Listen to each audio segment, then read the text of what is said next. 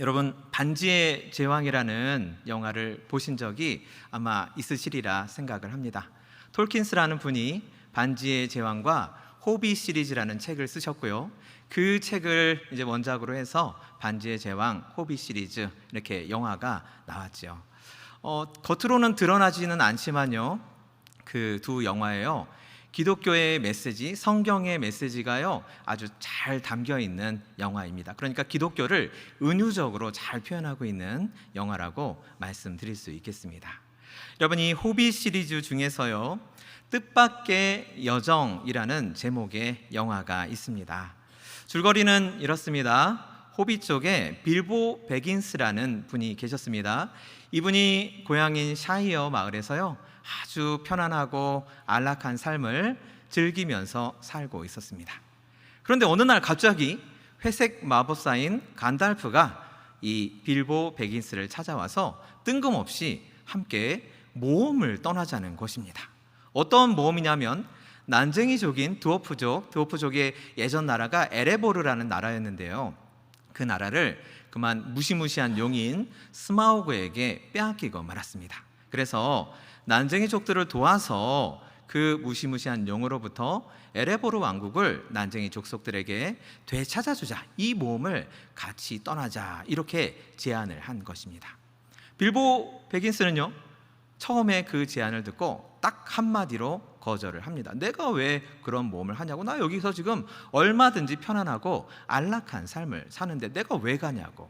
하지만 회색 마법사 간달프의 끈질긴 설득에 결국 넘어가서 위험천만한 모험을 떠나게 된 것입니다. 베긴스는 정말로 그 사람 인생에서 보면요 뜻밖의 여정을 떠나게 된 것이죠. 여러분, 우리가요 이 뜻밖의 여정이라는 영화 제목에 대해서 좀 생각해 볼 필요가 있을 것 같습니다. 뜻밖의 여정에서 그 뜻은요 누구의 뜻이겠습니까? 바로 영화의 주인공인 베긴스의 뜻이죠. 베긴스의 뜻은 그러면 어떤 뜻이었겠습니까? 그냥 자기 집에서 편안하게 지내는 것, 그것이 베긴스의 뜻이었죠. 먹을 게 가득하고 편히 쉴 수 있는 안락한 집, 또 막 번거롭게 그렇게 새롭게 인간관계를 맺을 필요도 없고 마을 사람들과는 너무나도 친해졌기 때문에 그냥 눈인사만 나눠도 이심점심 마음이 다 통할 수 있는 그런 편안함, 그런 편안함을 그냥 느긋하게 즐기면서 살겠다는 것이 바로 베긴스의 뜻이었습니다.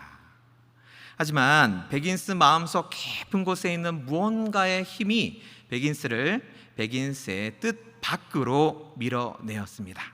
그래서 빌보 베긴스는요 자기 뜻 밖으로 나가는 여정을 시작했습니다. 이분은 처음에는 굉장히 소심하고 겁이 많았습니다. 하지만 모험을 하면서 점점 사람이 변합니다. 그래서요 아주 용기와 지혜를 많이 발휘하게 돼서 모험에서 아주 중요한 역할을 잘 감당하게 됩니다. 이 영화 주인공 베긴스는 자신의 뜻 밖으로 나오는 여정을 하면서 속사람이 성장하고 자신의 잠재력을 새롭게 발견하게 되는 것이죠. 여러분, 사람은 자신의 뜻 밖으로 나와서 더 높은 뜻 안으로 들어갈 때 그때 사람은 더 한층 성숙해지는 법입니다. 오늘 성경 본문에도 뜻밖의 여정을 떠나게 되는 분들이 나옵니다. 영화 속 주인공 빌보 베긴스가 편안함과 안락함 속에 안주하고자 했던 자기 뜻 밖으로부터 나왔다면 오늘 본문에 등장하는 10명의 나병 환자들은 절망과 비참함이 자기들의 숙명이라는 뜻 밖으로 나오신 분들입니다. 그러면 먼저 나병 환자들이요 왜 절망과 비참함이 자기들 인생의 숙명이라고 생각했는지 우리가 좀 알아볼 필요가 있겠습니다. 여러분, 레위기 13장 45절과 46절 말씀을 보시겠습니다. 나병 환자는 옷을 찢고 머리를 풀며 윗입술을 가리고 외치기를 부정하다 부정하다 할 것이요 병 있는 날 동안은 늘 부정할 것이라. 그가 부정한즉 혼자 살되 진영 밖에서 살지니라. 여러분, 레위기 율법에 따르면요 나병 환자는요 일단 나병으로 진단을 받으면 7일 간격으로 계속해서 제사장을 찾아가서 나병의 상태를 진단을 받아야 됩니다. 당시에는 별다른 나병 치료약이 없기 때문에 그냥 병이 나을 때까지요, 진영 밖으로 격리가 돼서 혼자 살면서 병이 낫기까지를 기다리면서, 그러면서 7일 간격으로 제사장을 찾아가는 것이죠. 그러면 진영 밖에 있던 나병 환자가 진영 안으로 들어갈 때, 그때 나병 환자의 행동이요 45절에 나와 있습니다. 옷을 찢고 머리를 막 풀고, 그 다음에 나는 부정한 사람입니다, 나는 부정한 사람입니다, 이렇게 외치면서 제사장을 찾아가야 했던 것이죠. 여러분 어떻게 생각하십니까? 이런 구절들을 읽으면요, 우리 현대 크리스천들은요, 이건 정말 좀 너무 심한 게 아닌가, 그런 생각이 들죠. 아니, 나병을 누가 걸리고 싶어서 걸렸겠습니까? 나병에 걸린 거 그것만으로도 너무 억울한데 나는 부정한 사람입니다, 이렇게 외치면서 돌아다녀야 되고, 그리고 또 진영 밖으로 쫓겨나서 혼자 살아야 됩니다. 이건 좀 아무리 하나님이시지만 너무 심한 규정 아닙니까? 우리 현대 크리스천들은 이런 규정을 읽을 때 그런 생각이 듭니다. 하지만 여러분, 이 생각은요, 레위기 율법에 대한 오해로부터 비롯된 생각입니다. 우리는 흔히 성경에 부정하다는 표현이 나오면요, 그 부정함은 곧 죄라고 생각하기가 쉽습니다. 하지만 그렇지 않습니다. 여기 레위기 핵심을 잘 드러내주는 레위기 10장 10절 말씀이 있습니다. 그리하여야 너희가 거룩하고 속된 것을 분별하며 부정하고 정한 것을 분별하고. 여러분, 레위기의 내용은요, 읽어보시면 굉장히 복잡하죠. 읽다 보면 위기가 찾아온다고 우리가 그렇게 얘기도 하죠. 하지만요, 레위기는요 아주 단순 명료해요. 거룩함과 속됨을 분별하고 정함과 부정함을 분별하는 책이 바로 레위기입니다. 레위기에서 거룩이란 사람이 하나님의 임재 안에 있음을 의미합니다. 그럼 반대로 속됨이란 무엇이겠습니까? 사람이 하나님의 임재 밖에 있는 상태를 의미를 하겠죠. 레위기에서 정결함이란 사람이 하나님 안에 있기에 합당한 상태를 의미를 합니다. 그렇다면 반대로 부정함이란 무엇일까요? 사람이 어떠한 이유에서인가 아직은 하나님의 임재 안에 있기에 아직은 합당하지 않은 상태가 바로 부정함을 의미를 합니다. 그리고 부정함에 접촉하는 사람은요, 부정함이 전파되기 때문에 그 부정함에 접촉하는 사람도 부정하게 됩니다. 그래서요, 나병 환자가 나병에 걸려서 이스라엘 진영 밖으로 나가며 나는 부정한 사람입니다 라고 이렇게 외치는 의미가 무엇이겠습니까? 나는 하나님의 임재 안에 있기에 합당하지 않은 상태입니다 라고 그렇게 외치는 의미가 되는 것이죠. 그리고 그가 그렇게 굳이 외쳐야 하는 이유는 또 무엇이겠습니까? 자신의 부정함을 명확히 드러내어서 다른 사람이 함부로 자기를 만져서 만진 그 사람도 부정하게 되지 않도록 자기의 부정함을 명확하게, 아직은 내가 하나님의 임재 안에 있기에 합당하지 않은 상태입니다, 그러니까 저를 조심하세요 라고 그렇게 경고를 해주는 것이죠. 우리가 생각하기에 나는 부정한 사람입니다 이렇게 외친다고 해서 그것이 그 사람에게 수치나 모욕을 주는 의미는 전혀 아닙니다. 또한 레위기 율법에서 나병 환자가 병이 낫기까지 격리되어야 하는 이유는 무엇일까요? 그 사람이 다시 하나님의 임재 안에 있기에 합당한 상태가 되도록 기다려주는 시간입니다. 자, 민수기 12장 15절과 16절 말씀을 보시겠습니다. 이에 미리암이 진영 밖에 이레 동안 갇혀 있었고 백성은 그를 다시 돌아오게 하기까지 행진하지 아니하다가 그 후에 백성이 하세롯을 떠나 바란 광야에 진을 치니라.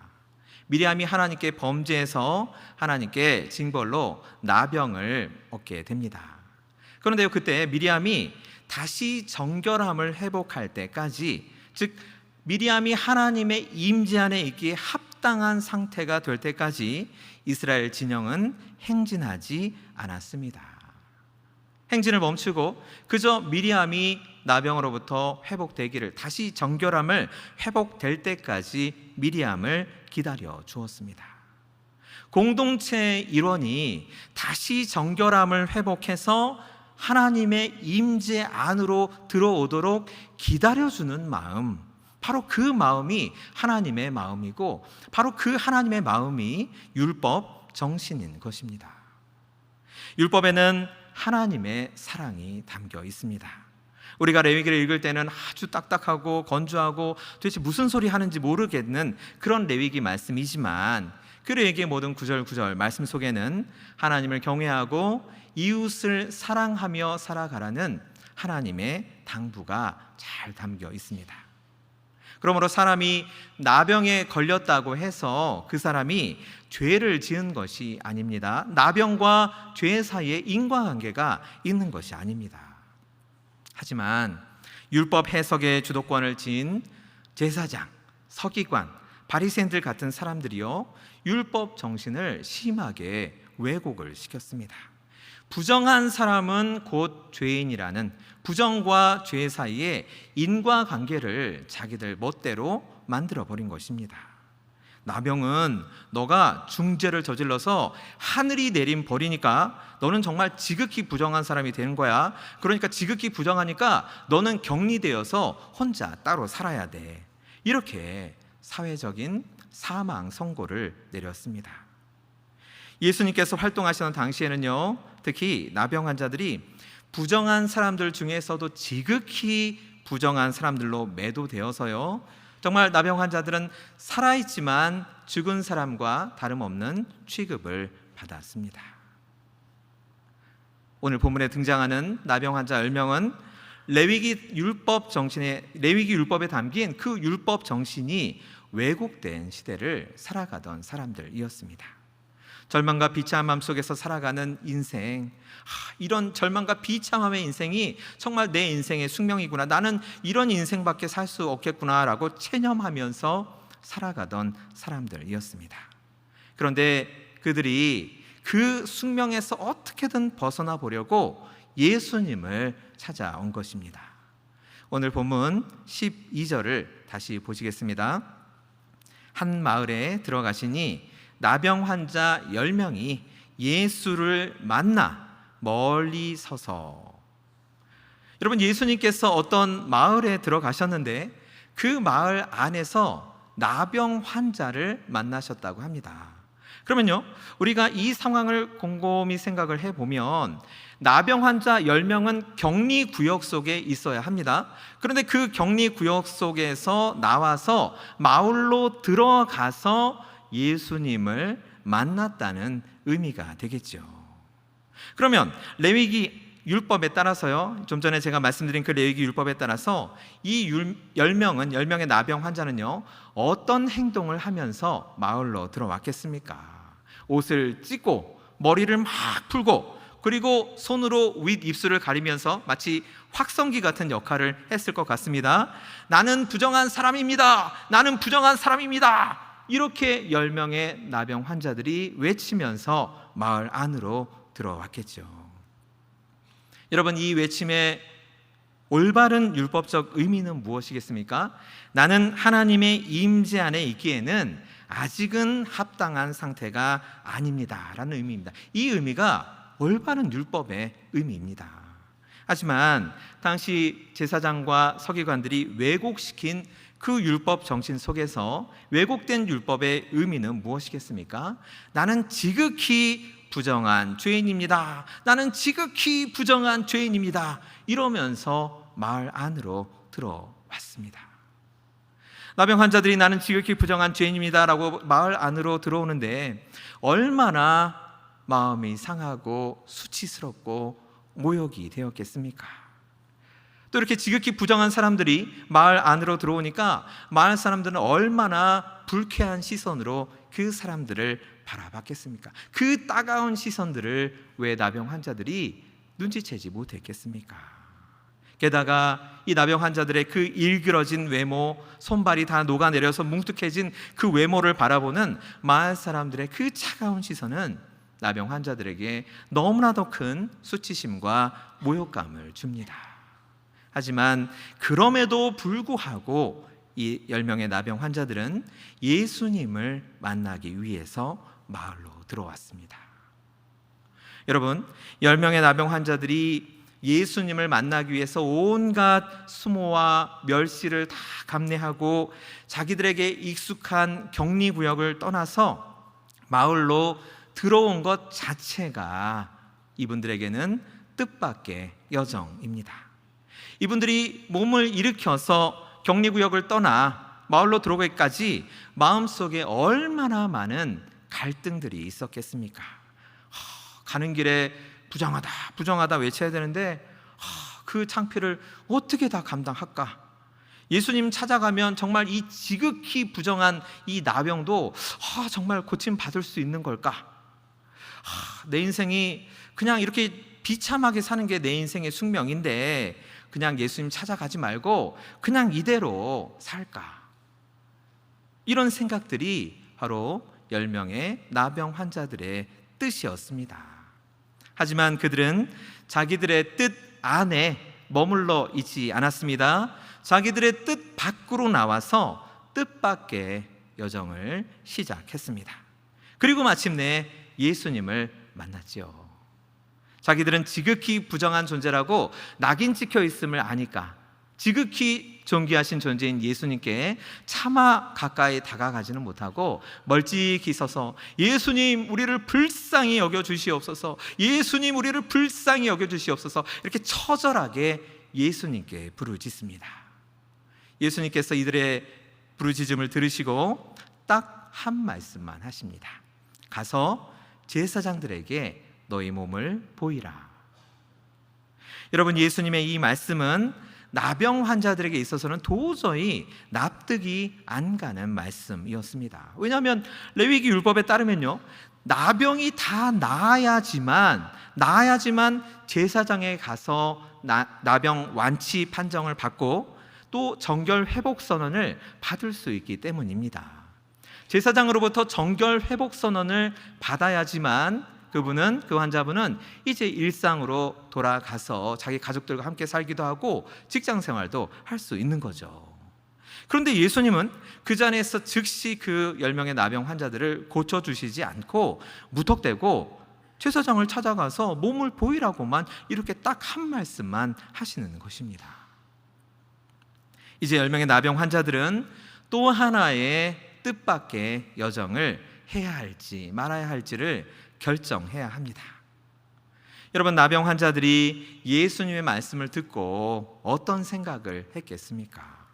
아니 낫지도 않았는데 왜 제사장에게 가라고 하시는 걸까? 괜히 낫지도 않았는데 제사장에게 갔다가 욕만 한 바가지 얻어먹고 돌아오는 거 아닌가? 제사장에 가는 길에 나는 부정한 사람이다, 나는 부정한 사람이다 또 그렇게 외치면서 가야 되는데 그건 정말 싫다, 또 하기 싫다, 괜히 예수님 찾아왔나? 이런 생각들이 예수님 말씀을 듣고 난 나병 환자들의 뜻이었습니다.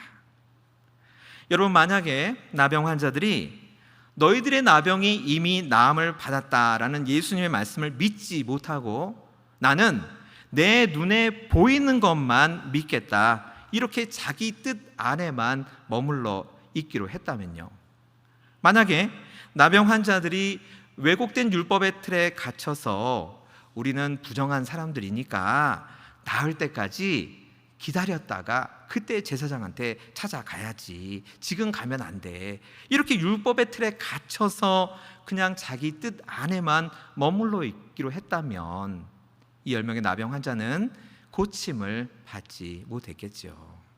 하지만 그들은 예수님을 믿었습니다. 믿으니까 예수님 말씀에 순종했습니다. 순종하니까 자기들의 뜻 안에만 머물기를 거부하고 자기들 뜻 밖으로 나와서 뜻밖의 여정을 시작했습니다. 우리 14절 말씀을 다시 보시겠습니다. 보시고 이르시되 가서 제사장들에게 너희 몸을 보이라 하셨더니 그들이 가다가 깨끗함을 받은지라. 아멘. 여러분, 10명의 나병 환자들은 예수님의 말씀에 순종해서 자기 뜻 밖으로 나와서 뜻밖의 여정을 시작했습니다. 뜻밖의 여정 중에 그들의 나병은 깨끗이 고침을 받았습니다. 여러분, 우리가 순종 얘기 많이 하는데 정말 순종이란 무엇이겠습니까? 내 뜻 밖으로 나와서 하나님 뜻 안으로 들어가는 것이, 그것이 바로 순종입니다. 나병 환자들을 향한 예수님의 뜻은 무엇이었겠습니까? 치유였습니다. 정결함의 회복이었습니다. 공동체로의 복귀였습니다. 여러분, 예수님께서 우리를 예수님 뜻 안으로 부르실 때에 우리가 그 부르심에 순종하여 내 뜻 밖으로 나와서 예수님 뜻 안으로 들어가야지, 우리가 예수님 뜻 안에 있어야지 예수님의 뜻이 우리에게 이루어지겠죠. 여러분, 마찬가지로 생각해서요, 인생이란 무엇이겠습니까? 저는 이렇게 간단하게 여러분께 대답 드릴 수 있습니다. 인생이란 내 뜻 밖으로 나와서 하나님 뜻 안으로 들어가는 뜻밖의 여정이 바로 인생입니다. 인생에 대해서 어렵게 생각하실 필요가 전혀 없습니다. 여러분, 우리는 늘 내 뜻만 고집하고 내 뜻 안에만 머물면서 하나님 도대체 저를 향하신 하나님의 뜻은 도대체 무엇입니까? 이렇게 늘 하나님께 항변하고 하나님께 따져 묻지요. 이렇게 질문만 하다가 인생을 허송세월합니다. 여러분, 내 뜻 안에 머물러 있으면 당장은 편할 것 같고 당장은 안전할 것 같지만 내 뜻 안에 머물러 있다 보면요, 또 불평과 불안과 불만이 생기게 마련입니다. 하나님 뜻 안으로 나아가는 것은요, 처음에는 두렵고 불안할 수 있지만 우리가 내 뜻 밖으로 나와서 하나님 뜻 안으로 들어가는 여정을 시작하면서 그 여정 속에서 하나님께서 우리에게 주시는 진정한 평안을 경험할 수 있습니다. 여러분, 열왕기하 5장에 나오는 나병 환자 나아만 장군을 생각해 보십시오. 엘리사가 나아만 장군에게 요단강 물에 가서 7번 몸을 씻으라고 그렇게 이야기를 했습니다.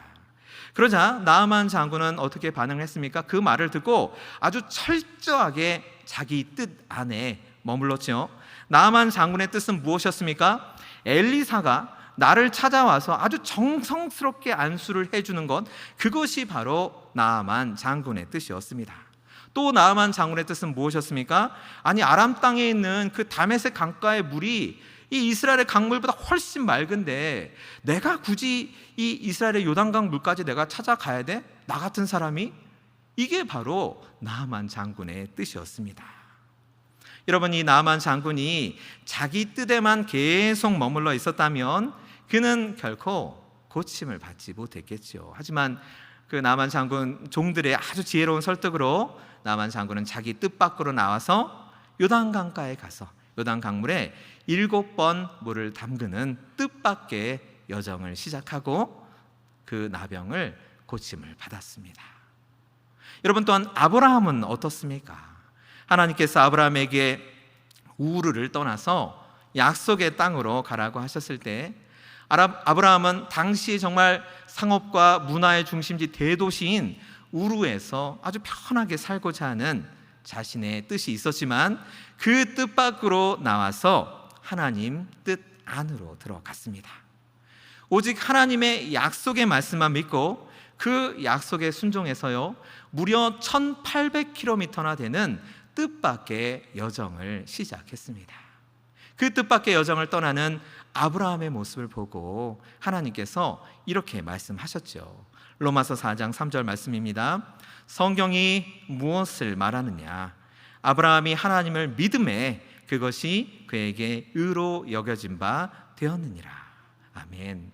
하나님께서는 하나님 말씀에 믿음으로 순종하여 뜻밖의 여정을 떠나는 그 아브라함을 의인이라고 인정해 주셨습니다. 여러분, 10명의 나병 환자들이나 나아만 장군이나 아브라함이나 모두 내 뜻 밖으로 나와서 하나님 뜻 안으로 들어가는 뜻밖의 여정을 시작하여서 하나님의 뜻을 하나하나 이루어 가신 분들입니다. 우리 사랑하는 성도 여러분, 하나님께서 이 아침에 우리도 부르고 계십니다. 이제 그만 너 뜻 밖으로 나와서 내 뜻 안으로 들어오렴. 이렇게 하나님께서 이 아침에 우리를 부르고 계십니다. 이 하나님의 부르심에 응답하면서 우리는 어떠한 뜻밖의 여정을 시작할 수가 있겠습니까? 어쩌면 여기 계신 성도 여러분들 중에서 누군가는 오랫동안 마음에 쌓인 미움과 상처 때문에 누군가를 용서하지 못하고 계시는 분이 있을 수도 있습니다. 하나님께서는 그분에게 그 무거운 짐을 내려놓고 용서와 화해의 뜻밖의 여정을 떠나라고 이 아침에 부르고 계십니다. 그 용서와 화해의 뜻밖의 여정은요, 처음에는 너무나도 고통스럽겠죠. 두려움이 몰려오겠죠. 그러나 그 용서와 화해의 뜻밖의 여정의 끝에서 용서가 주는 진정한 자유와 평안을 경험할 수 있을 것입니다. 또 우리 중에 어떤 분들은요, 오랫동안 교회에 다니셨지만 아직도 예수님을 개인적으로 깊이 만나지 못하고 겉도는 신앙으로 예수님과 깊이 사귐을 갖고 싶어도 그렇지 못해서 답답해하는 분이 계실 수도 있습니다. 하나님께서는 여러분에게 예수님을 더 깊이 알아가고 예수님을 더 깊이 교제하는 뜻밖의 여정으로 나아가라고 여러분을 부르실 수도 있습니다. 오직 예수님과 나만 떠나는 그 뜻밖의 여정에서 여러분은 진정한 구원과 또 하나님과의 친밀한 교제를 깊이 경험하실 수 있을 것입니다. 여러분, 내 뜻밖의 여정을 시작하는 것을 두려워하지 마시기 바랍니다. 내 뜻밖의 여정이 곧 하나님 뜻 안의 여정이기 때문입니다. 믿음과 순종으로 걸어가는 그 여정 속에서 우리는 하나님께서 주시는 놀라운 축복과 기적을 경험하게 될 것입니다. 여러분, 우리는 하나님 나라의 백성이지요. 하나님 나라의 백성들로서 우리는 하나님 나라의 여권을 가지고 있는 사람들입니다. 하나님 나라의 여권을 가지고 있으면 그 여권을 사용해서 뜻밖의 여정을 자주 떠나야 되겠죠.